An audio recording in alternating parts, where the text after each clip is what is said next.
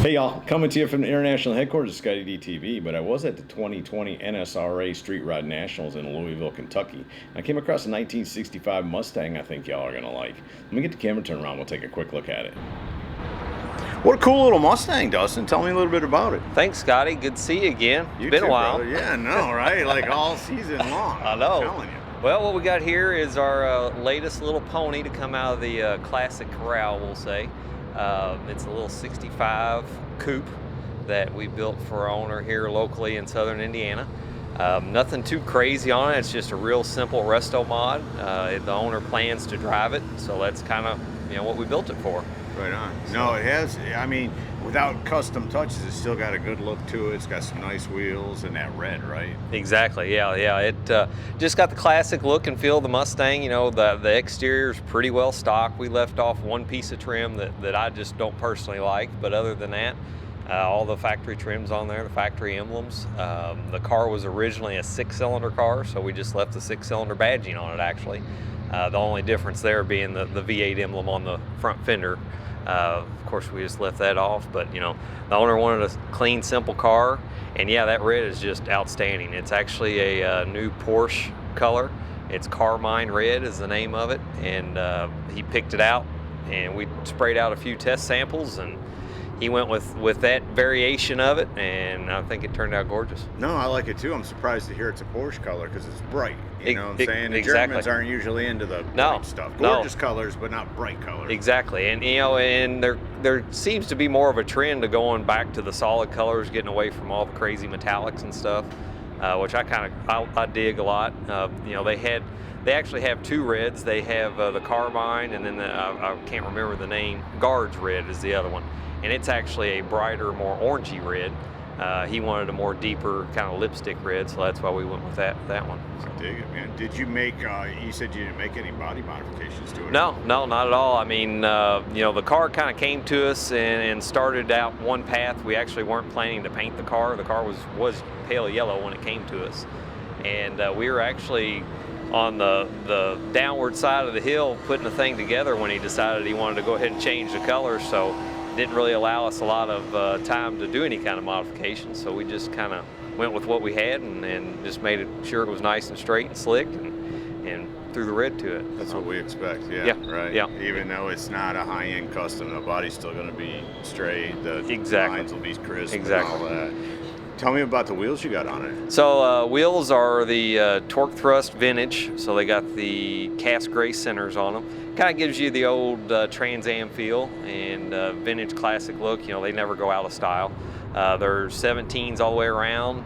We did go with a larger tire size on the back just to give it a little bit of a staggered look and a little more aggressive. The coupes always had the tail tucked between its legs look, so we wanted to beef up the back end a little bit where we could and give it a little more of an aggressive look. So that's the thing, there's not one wheel out there that'll please everybody, but that style of wheel looks good on so much stuff. It does, it does, and we've used it on several other cars before in the past, and it's just a classic look, and it's just timeless. You can't go wrong with it. And you got some pony center caps on?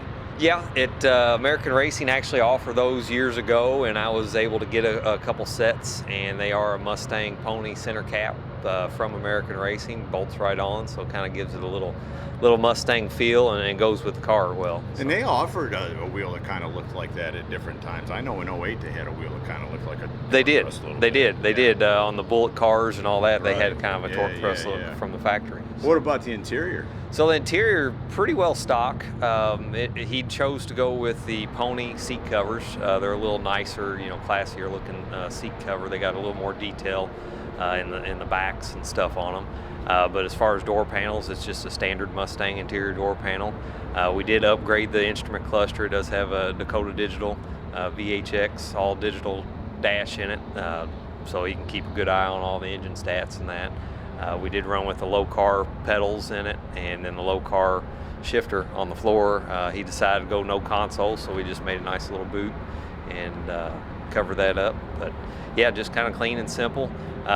We did kind of get a little fancy on the steering wheel, nothing too crazy, but the owner's father was a big coin collector, and he actually got the car from his father. So he had in his collection, it was a commemorative baseball coin from, I think it's like 2016, silver dollar. So he brought it up to us, and we were able to machine the horn button to put the coin in it and just give it a little touch, you know, a personal feel that his dad's still with him whenever he's out in the car. Yeah, and I think it's very cool. A lot better than pinstriping his name on the dash or something. Exactly, exactly. That's something that'll always be there. And you know, if he does for whatever reason decide to get rid of the car down the road, you know, it's simple enough to pop a horn button out and stick a new one in there, and he's always got that. You know. Right. Did you upgrade the suspension at all? So suspension's kind of got some old school tricks. The old Shelby trick where we relocated the upper control arm on the front. We lowered it down 1 inch. Lower the control arm itself down 1 inch, which in turn lowers the suspension 1 inch.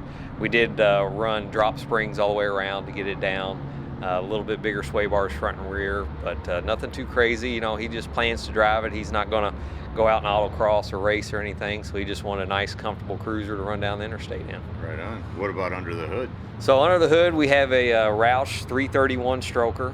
It is the throttle body style EFI setup, so fully fuel injected. It's backed up by a Bowler 4R70W automatic overdrive transmission. So, you know, cruising down the road at 70, you know, you're barely doing 2,000 RPM. So, but you got plenty of grunt in the bottom end to get on up and get moving. So. Right, and of course, y'all did a very clean job on the install. Thank you. Thank you. I mean, cause it's a you know, more stock car. So exactly. You could have got away with, you know, letting some hoses run here. Yeah, and there. yeah. No, we tried to just kind of tidy everything up in there. We got rid of all unnecessary holes on the firewall and stuff. We did hide all the heater hoses and air conditioning and all that. You know, it does have vintage air on it for that, you know, that modern, nice, cool interior. And you know, we just kind of like to keep everything tidy. Covered all the wiring, you know, to make sure it was well presented and routed nicely and just neat and clean. And I like all the black.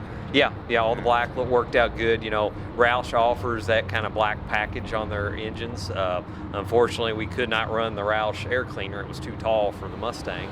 So we come up with that air cleaner that we ran. It is off the shelf item, but we did have some one-off decals made for it, if you notice in the video, that actually say 331 Roush performance on them, kind of an old homage to the Hypo motors of the day. It's got the old look, but the current information. Exactly. So kind of stealthy. Very cool car, man. Anybody that you need to give a shout out to? Yeah, I mean, obviously, like I mentioned, you know, we have, you know, Roush powertrain, Bowler transmission, Borla exhaust. It's got a full stainless exhaust system on it. Scott Heidemann did the interior for us in it. But yeah, that's about it. What about the boys at the shop? Yeah, boys at the shop. Yeah, how about them? Yeah. How about that client? Yeah, client too. Yeah. We always appreciate our customers. You know, it was like I said, it kind of snowballed drastically on us. You know, it come in as a simple job and then turn into a full, complete job by the end of it all. That's how they all start. It seems like it. Yeah, it never fails. For wheels and, you know, whatever. Exactly. Six figures later you leave with some wheels, but a whole lot more. Exactly. And then the guys, you know, guys at the shop, they always knock it out of the park. You know, I got a good crew under me, and they just do great work for us. You know, I appreciate everything they do for us. Well, brother, it's an awesome car. Thanks so much for giving me some time today. Thank you. Good seeing you again. You too, brother. So there you go, from the 2020 NSRA Street Rod Nationals in Louisville, Kentucky, and classic restorations of southern Indiana. A very cool little 65 Mustang. Hope you all have enjoyed it. See ya!